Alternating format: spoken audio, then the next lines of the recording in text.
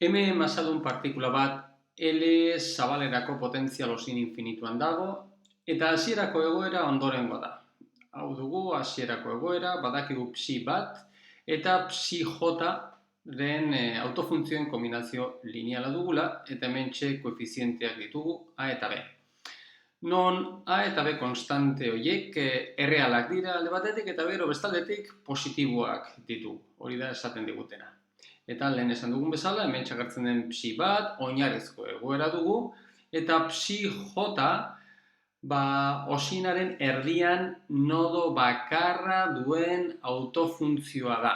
Hori da, ematen diguten pista, beraz, badakigu psi bat, hemen daukagu potentzial osina, beraz, kanpoan daukagun energia potentzial infinitua da, eta bakarrik L zabalerako osin horretan partikula egon alda.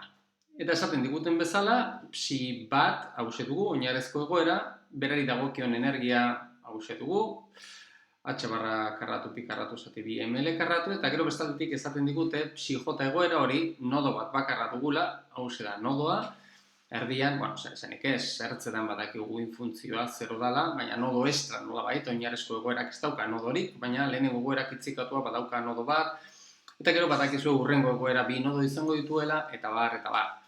Beraz, hementxe ematen diguten pista horrekin, badakigu, hementxe daukagun psi j egoera, izango dugula psi bi egoera. Eta zer esanik ez, potentzia osin infinituan egonik, ezagunak ditugu zeintzuk diren, bai autofuntzioak eta autofuntzio horri dagozkien autobalioak.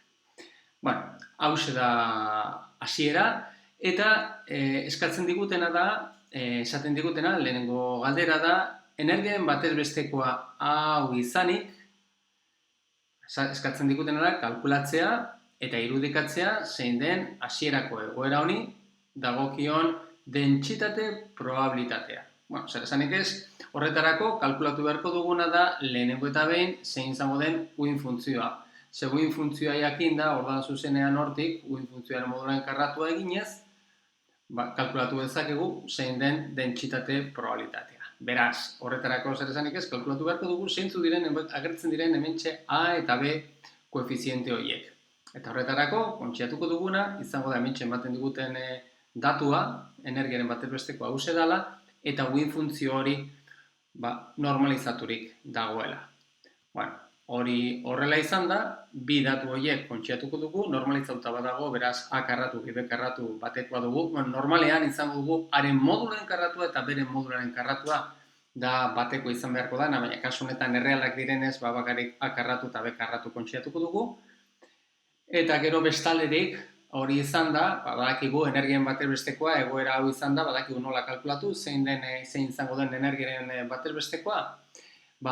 E bat neurtzeko probabilitatea, haren modularen karratua, kasu honetan positibo izan da, A karratu izango dugu, beraz A karratu E batean egoteko probabilitatea hau izan da bider E bat, gehi B karratua izango dugu, E bi izateko probabilitatea, A karratu izango dugu E bat izateko probabilitatea, bider E bi hori eman beharko digutena izango da eren batez bestekoa, hementxe ematen diguten datua. Beraz, bi ekuazioiek askatu, zemetik atera ezakugu zeintzu diren A eta Bren balioak. Kontuan izan da zer esanik ez, A eta B positiboak izan behar direla. Beraz, bakarrik bi balio baino ez ditugu lortzen, eta horiek dira erro bost zeiren, haren balioa eta beren balioa erro bat zeiren. Hori izan da, beraz, badakigu zehaztuta daukagu zein izango den uin funtzioen adierazpena hause dugu. Hau hemen txagartzen dena da psi baten adierazpena, hause dugu psi biren adierazpena eta koefiziente egokiak jarrita, koefiziente hau izan da, zehazten dugu zein den uin funtzioen adierazpena. Eta baita kasu honetan uin funtzio hori erreala izanik, hasta irudikatu indezakegu, ez?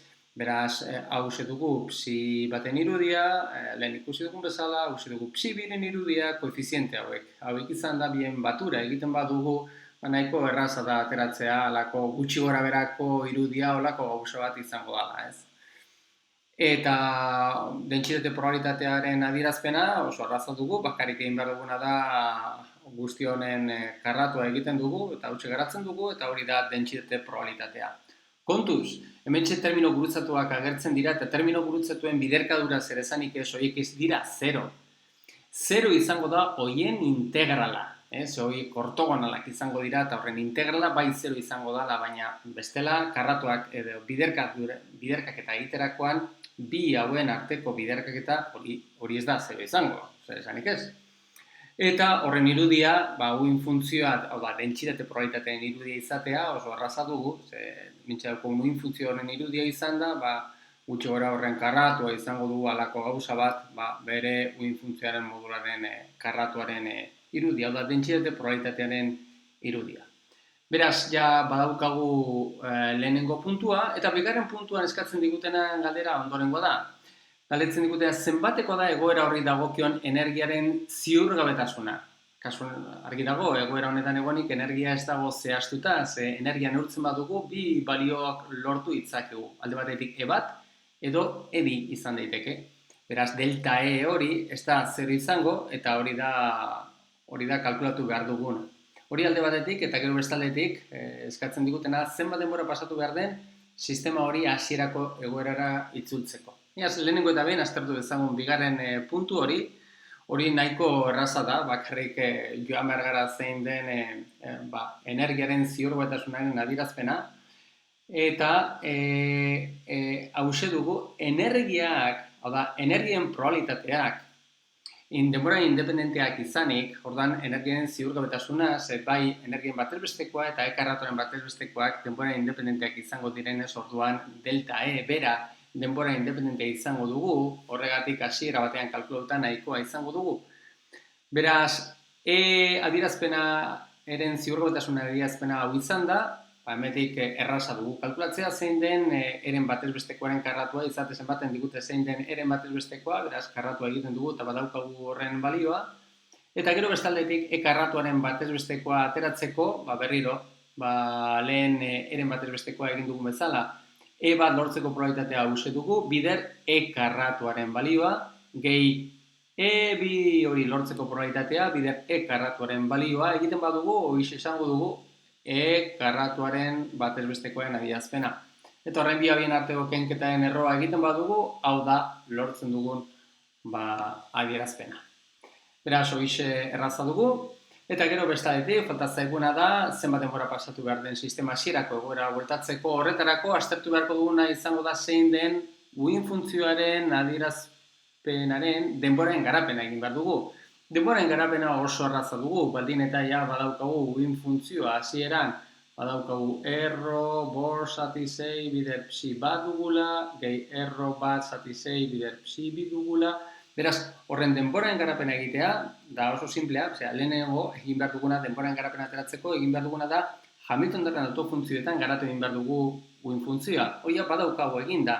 Eta autofuntzio bakoitzak izango duen denboraren garapena dakigunez, bakoitzari jarri behar diogu, berari dagokion denboraren garapena, esponentzial hause, bakoitzari dagokion energiaren balioarekin.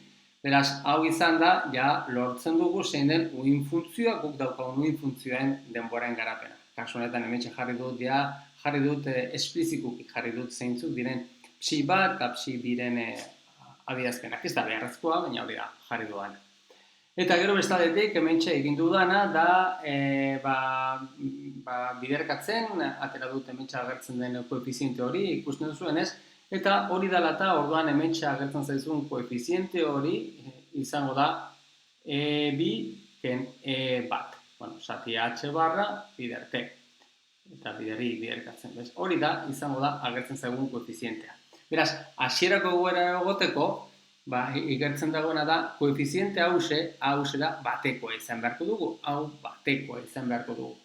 Beraz, esponentzial hause, bateko izateko, hementxe agertzen den berreduran agertzen zaiguna da bi biderren izan beharko dugu, beraz, hortik T askatzen badugu, hau da ateratzen zaiguna, eta N balio txikiena hartzen badugu, N berdin 0 egiten badugu, T 0 dugu, eta hori argi dago, hori da hasierako egoera bera, pasatu behar den denbora ateratzeko, beraz da, balio denbora txikiena izateko, N berdin batekin askatzen dugu, eta hause da ateratzen zaigun pasatu behar den denbora hasierako egoerara bueltatzeko.